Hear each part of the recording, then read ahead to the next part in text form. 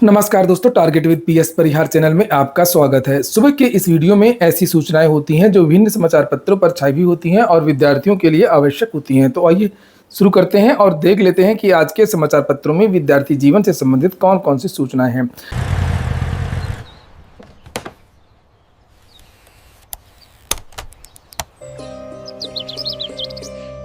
सुनो स्वतंत्रता का सुर, एक नई तैयारी की धुन।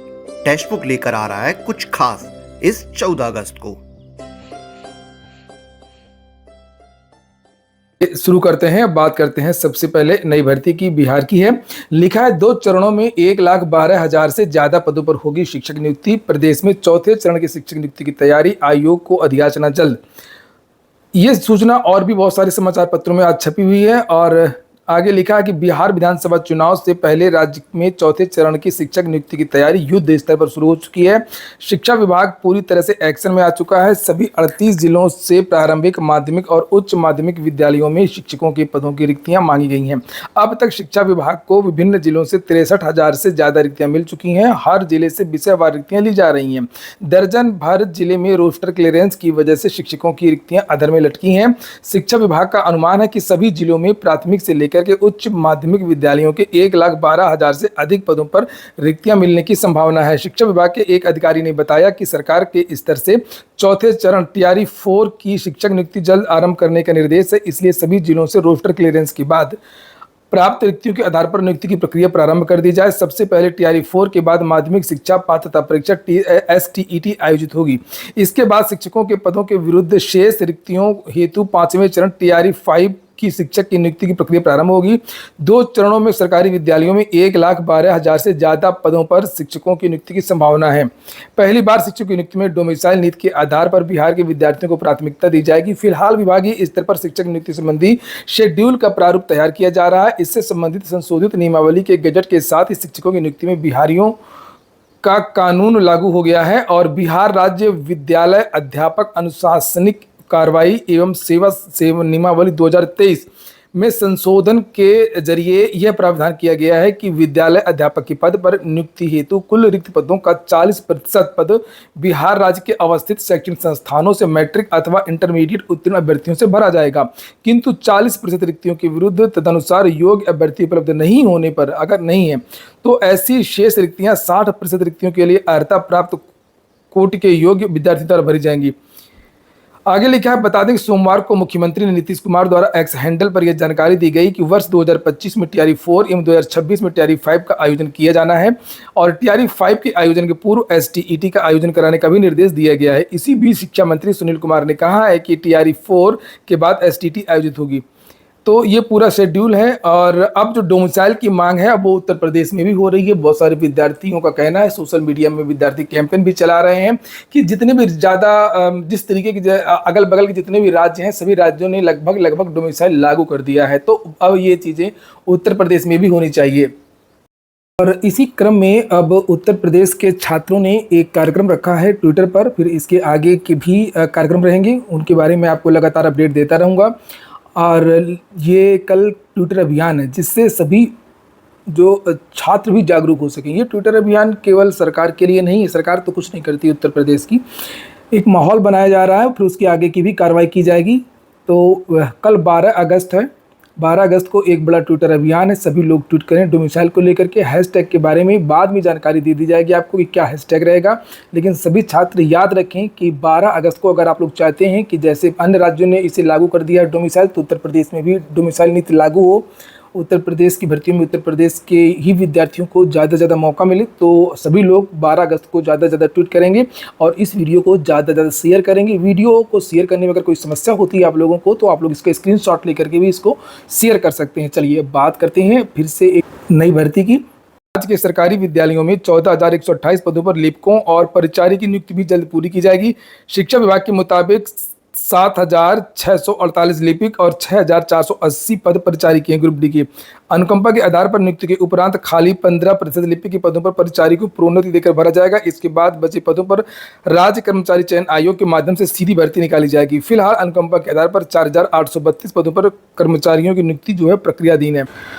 अगली जो सूचना है वो एलटी ग्रेड को लेकर के है और जानकारी दी गई है कि अगर आवेदन अधिक आ गए तो फिर परीक्षा केंद्र का निर्धारण करने में समस्या होगी। जो उत्तर प्रदेश में जून 2024 की नियमावली है परीक्षा को लेकर के पेपर लीक के बाद बनाई गई थी उत्तर प्रदेश सरकार के द्वारा, जिसमें यह कहा गया था कि परीक्षा केंद्र केवल सरकारी और अशासकीय सहायता प्राप्त माध्यमिक विद्यालयों को ही बनाया जाएगा। यह ज़्यादा से ज़्यादा सीबीएसई या आईसीएसई के जो बड़े प्रतिष्ठित संस्थान है उनको बनाया जा सकता है।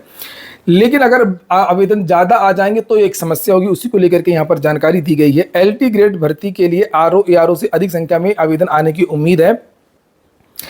लिखा है एलटी ग्रेड शिक्षक भर्ती 2025 के लिए, नहीं इतना ज़्यादा नहीं आएगा, 11 लाख नहीं आना चाहिए। मुझे लगता है कि लगभग आवेदन आएंगे 9-10 लाख के आसपास, इससे ज़्यादा नहीं आने चाहिए। लिखा है एलटी ग्रेड शिक्षक भर्ती 2025 के लिए वन टाइम रजिस्ट्रेशन की संख्या काफ़ी तेज़ी से बढ़ रही है और आवेदन की अंतिम तिथि 28 अगस्त निर्धारित है। अगर आवेदनों की संख्या 11 लाख से ऊपर गई तो उत्तर प्रदेश लोक सेवा आयोग के लिए पर्याप्त संख्या में केंद्रों की व्यवस्था कर पाना काफ़ी चुनौतीपूर्ण होगा। देखिए, जो टीजीटी की भर्ती आती है तो उसमें लगभग 8,65,000 विद्यार्थियों ने आवेदन किया है, 8.5 लाख के आसपास। और टीजीटी में अधिकतम एज का प्रावधान नहीं है, वहाँ पर 60 साल तक भी आप लोग आवेदन कर सकते हैं। तो बहुत सारे ऐसे लोग हैं जो विद्यालयों प्राइवेट पढ़ा रहे हैं, वो भी आवेदन टीजीटी में करते हैं। और यहाँ पर एलटी में एज बार है, एज बाउंडेशन है 40 साल का। तो ऐसा नहीं लगता है कि 8.5 लाख को ये क्रॉस कर पाएगा। तो इसी के आसपास आवेदन होने की उम्मीद है, जो मुझे लग रहा है कि लगभग 8 लाख के आसपास ही होना चाहिए, इससे ज़्यादा आवेदन नहीं होने चाहिए। खैर, आगे लिखा है कि समीक्षा अधिकारी सहायक समीक्षा अधिकारी प्रारंभिक परीक्षा 2023 के लिए 10,67,004 विद्यार्थियों ने आवेदन किया था। परीक्षा के लिए आयोग को पहली बार प्रदेश के सभी जिलों में केंद्र बनाने पड़े थे। परीक्षा में पारदर्शिता के मद्देनजर केंद्र निर्धारण नीति काफ़ी सख्त कर दी गई है और निजी स्कूलों को परीक्षा केंद्र बनाने पर रोक है। केवल राजकीय व एडेड शिक्षण संस्थानों को ही केंद्र बनाने का प्रावधान है। बहुत जरूरत पड़ने पर सीबीएसई व आईसीएसई के प्रतिष्ठित स्कूलों को भी केंद्र बनाया जा सकता है, जैसा कि दोबारा हुई आरओ एआरओ प्रारंभिक परीक्षा 2023 में किया गया था। हालांकि एक सीमा से अधिक परीक्षार्थी होने की स्थिति में आयोग के लिए एक दिन में परीक्षा कराने के लिए पर्याप्त केंद्र की व्यवस्था कर पाना काफ़ी मुश्किल है, क्योंकि सब्जेक्ट अलग अलग होते हैं। अगर ये 2 मीटिंग में भी कर लेते हैं पेपर तो भी ज़्यादा समस्या नहीं होगी, उसमें स्केलिंग नॉर्मलाइजेशन का कोई मैटर ही नहीं है भाई। जैसे कुछ सब्जेक्ट का आज ले लिया एग्जाम, कुछ सब्जेक्ट का कल ले लिया एग्जाम, तब भी कोई दिक्कत नहीं है। आयोग ने एलटी ग्रेड शिक्षक भर्ती का संक्षिप्त विज्ञापन 14 जुलाई 2025 को किया था। सभी अभ्यर्थियों को सलाह दी थी कि 28 जुलाई से आवेदन की प्रक्रिया शुरू होने तक वन टाइम रजिस्ट्रेशन ओटीआर की प्रक्रिया पूरी कर लें और 26 दिन हो चुके हैं। इस दौरान तकरीबन 5 लाख नए अभ्यर्थियों ने ओटीआर नंबर प्राप्त कर लिए हैं। ओटीआर की संख्या जिस गति से बढ़ रही है उस आधार पर आयोग के अफसर यही अनुमान लगा रहे हैं कि इस बार एलटी ग्रेड शिक्षक भर्ती के लिए आवेदनों की संख्या 11 लाख से ऊपर पहुंच सकती है। 14 जुलाई तक 21,75,000 विद्यार्थी ओटीआर के माध्यम से आयोग की परीक्षाओं से जुड़े थे, जबकि रविवार तक यह संख्या बढ़कर के 26,69,754 तक पहुंच गई है। तो ये जो नए जुड़ रहे हैं ये 100% ये प्रवक्ता के और एलटी के ही विद्यार्थी हैं, और जो पहले ओटीआर करा चुके थे 21,75,000, इनमें भी बहुत सारे ऐसे छात्र हैं जो आवेदन करेंगे और एलटी के ही थे, इन्होंने पहले ही ओटीआर कर रखा था। तो चूंकि काफ़ी दिन से भर्ती उत्तर प्रदेश में कोई आई नहीं है, ना नई टीजीटी पीजीटी की, ना एलटी ग्रेड की, तो इसलिए ये अनुमान लगाया जा रहा है कि भीड़ बढ़ेगी। अगली सूचना है नई असिस्टेंट प्रोफेसर भर्ती की। 2 तरीके से असिस्टेंट प्रोफेसर भर्तियां होती हैं उत्तर प्रदेश में। एक उत्तर प्रदेश लोक सेवा आयोग से जो जिसे सामान्य जीडीसी बोलते हैं, गवर्नमेंट डिग्री कॉलेज के लिए आती है, और ये जितने भी राजकीय महाविद्यालय हैं वहाँ पर इनकी नियुक्ति होती है। और दूसरी असिस्टेंट प्रोफेसर की भर्ती जो आती है वो शिक्षा सेवा चयन आयोग से होती है। उसकी पहले हायर कमीशन था उत्तर प्रदेश में। तो यहाँ पर बात हो रही है अशासकीय सहायता प्राप्त महाविद्यालय, जो अशासकीय सहायता प्राप्त महाविद्यालय होते हैं, जो जिनको सामान्यतः लोग बोलते हैं अर्धशासकीय, तो ये उन विद्यालयों की भर्ती निकलती है शिक्षा सेवा चयन आयोग से अब। तो उसी के बारे में ये जानकारी दी गई है और लिखा है कि अशासकीय सहायता प्राप्त महाविद्यालयों का मामला विज्ञापन संख्या 51 में अधियाचित पदों को फिर से भेज दिया। तो विज्ञापन संख्या 52 का विज्ञापन निकलना है। अब शिक्षा सेवा चयन आयोग से कुछ नई भर्तियां निकलनी है, जिसमें से असिस्टेंट प्रोफेसर की भर्ती विज्ञापन संख्या 52 निकलना है, और टीजीटी पीजीटी की नई भर्ती निकलनी है, और कुछ और भी भर्तियां निकलनी है। तो बात हो रही है विज्ञापन संख्या 52 की, यानी असिस्टेंट प्रोफेसर भर्ती अशासकीय सहायता प्राप्त महाविद्यालयों की बात हो रही है। तो लिखा जो अधियाचन भेजा जा रहा है उसमें जो परीक्षा हो चुकी है विज्ञापन संख्या 51 की, जिसका रिजल्ट निकलना है और लंबित भर्ती है, उस भर्ती के पदों को भी इसमें जोड़ दिया है। तो एक विवाद हो गया है। यहाँ पर लिखा हुआ है कि प्रदेश के 331 अशासकीय सहायता प्राप्त महाविद्यालयों में असिस्टेंट प्रोफेसर की नई भर्ती के लिए मिले अधियाचन में नए पुराने का पेज फंस गया है और कई महाविद्यालयों ने विज्ञापन संख्या 51 में भेजे जा चुके रिक्त पदों को नई भर्ती के लिए फिर से भेज दिया है और इस विसंगति के कारण उच्च शिक्षा निदेशालय के अधिकारी और कर्मचारी का सिर चकराया हुआ है कि अभी हम जो इन लोगों ने पद भेजे हैं अगर उससे भर्ती करा देंगे तो 51 के जो चयनित विद्यार्थी है वो भी पहुंच जाएंगे और जो 52 के चयनित विद्यार्थी वो भी पहुंच जाएंगे। तो उन पदों को रोकने की बात की गई थी कि जो भी आप अधियाचन भेजिए तो जो भर्ती चल रही है उन पदों को आप न जोड़िए, लेकिन इन लोगों ने जोड़ दिया। लिखा है महाविद्यालयों से मिले रिक्त पदों की एक एक छटाई अब की जा रही है। विज्ञापन संख्या 52 में असिस्टेंट प्रोफेसर के 900 से अधिक पदों पर भर्ती का अनुमान है। 3 साल पहले विज्ञापन संख्या 51 में जारी हो चुके पदों को हटाने के बाद बचे पदों को ही उत्तर प्रदेश शिक्षा सेवा चयन आयोग को ऑनलाइन माध्यम से भेजा जाएगा। 25 जुलाई को नवगठित आयोग में हुई बैठक में उच्च शिक्षा निदेशालय की ओर से उपलब्ध कराए गए ई अधियाचन के प्रारूप पर चर्चा हुई और एनआईसी के माध्यम से कार्मिक विभाग के निर्देशानुसार 15 दिन में पोर्टल तैयार करने को कहा था। तय हुआ था कि एनआईसी का पोर्टल विकसित करने में जो समय लगेगा उसी बीच उच्च शिक्षा निदेशालय के अधिकारी रिक्तियों का जो विवरण वो इकट्ठा कर लेंगे और उच्च शिक्षा निदेशालय के सहायक निदेशक बीएल शर्मा के अनुसार असिस्टेंट प्रोफेसर के सृजित और कार्यरत पदों का मिलान करते हुए रिक्त पदों का ब्यौरा मांगा गया है। उच्च क्षेत्रीय उच्च शिक्षा अधिकारियों को एक और पत्र लिख रहे हैं ताकि छूटे हुए सभी रिक्त पद मिल जाए। उसके बाद ऑनलाइन माध्यम से आयोग को रिक्तियों का ब्यौरा भेज दिया जाएगा और इस काम में टोटल 1 सप्ताह का समय लगने की उम्मीद है। आप लोगों ने वीडियो को लाइक तो किया नहीं होगा, वीडियो को आप लोग लाइक कर दिया करें, बार बार ना कहना पड़े। और अगली जो सूचना है वो आईसीआईसीआई बैंक में न्यूनतम राशि 50,000 रखनी होगी। ये है प्राइवेटाइजेशन का साइड इफेक्ट धीरे धीरे मिलेगा। जैसे सरकार लगातार प्राइवेटाइजेशन कर रही है तो गरीब आदमी तो रह जाएगा, वो कुछ कर ही नहीं पाएगा, कोई लाभ ही नहीं ले पाएगा, चुंगल में फंस जाएगा, निगेटिव में चला जाएगा। तो यहाँ पर देखिए 5 गुना इन्होंने बढ़ा दिया है और बहुत सारे सरकारी बैंक हैं जो बिल्कुल न्यूनतम राशि नहीं लेते हैं। ये देखिए भारत के दूसरे सबसे बड़े निजी बैंक आईसीआईसीआई बैंक ने अपने बचत खातों के लिए न्यूनतम मासिक औसत शेष राशि में बड़ा इजाफा कर इसे 50,000 रुपये कर दिया है। यह बदलाव 1 अगस्त के बाद खोले गए सभी नए खातों पर लागू होगा। फटाफट कुछ और चीजें देख लेते हैं। आरटीआई में चौथे चरण में 11 से 15 अगस्त तक होंगे ऑनलाइन आवेदन। एसएससी की सूचना है मेडिकल परीक्षण के लिए 22,269 विद्यार्थी चयनित किए गए हैं। आरआरसी पूर्वी रेलवे में निकली है भर्ती, अप्रेंटिसशिप के लिए है 3,115 पदों पर। लास्ट डेट 13 सितंबर है। वेबसाइट है rrcer.org। अगर जाने के साथ में आने की ट्रेन भी बुक करते हैं तो 20% की छूट मिलेगी। इलाहाबाद डिग्री कॉलेज 4 दिन में सिर्फ 2 अंक लड़का एलएलबी का कट ऑफ। कॉलेज ने एलएलबी में प्रवेश के लिए जारी किया है नया कट ऑफ। टिकट बेचने के लिए रेलवे देगा 1046 युवकों को मौका, आवेदन मांगे गए हैं।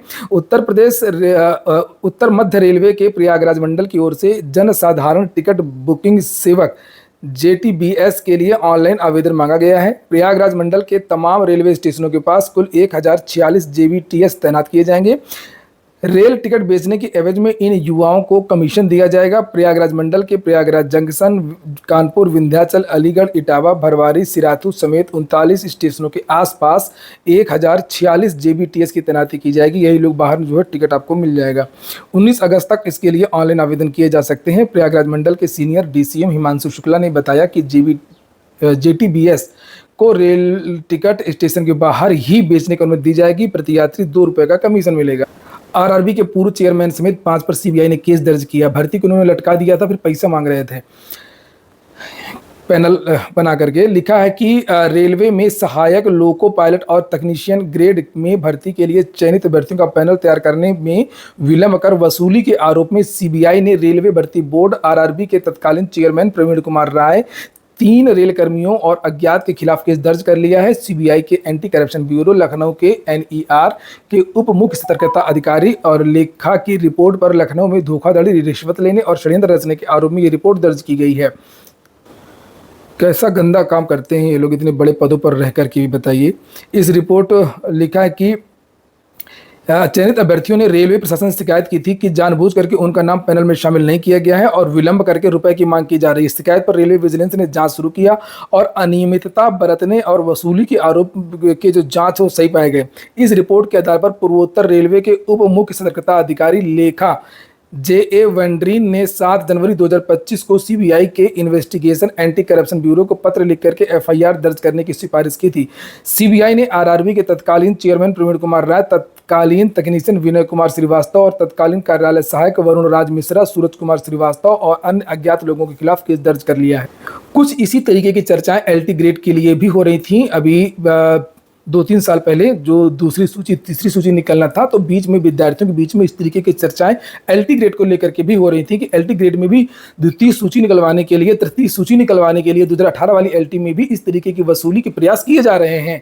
क्या है क्या नहीं है, इसकी भी जांच होनी चाहिए और दोषियों के खिलाफ कड़ी कार्रवाई होनी चाहिए, चाहे उसमें दलाल हो चाहे उसमें कर्मचारी हो। आगे लिखा हुआ है कि जांच सीबीआई में एडिशनल एसपी रानू चौधरी को सौंपी गई और इसी सिलसिले में बृहस्पतिवार को सर्च वारंट के साथ में सीबीआई की टीम ने गोरखपुर आकर के सभी आरोपियों के आवास पर छापा मारा। तलाशी के दौरान कुछ दस्तावेज, बैंक पासबुक, जमीनों के कागज और गहनों की जानकारी ली गई थी। 2-3 दिन से पेपर में इसके बारे में जानकारी भी दी जा रही है। देख सकते हैं आप लोग कितना हद तक ये लोग गिर चुके हैं, अधिकारी और कर्मचारी। ये हो गया आज का वीडियो। पूरा वीडियो सुनने के लिए बहुत बहुत धन्यवाद।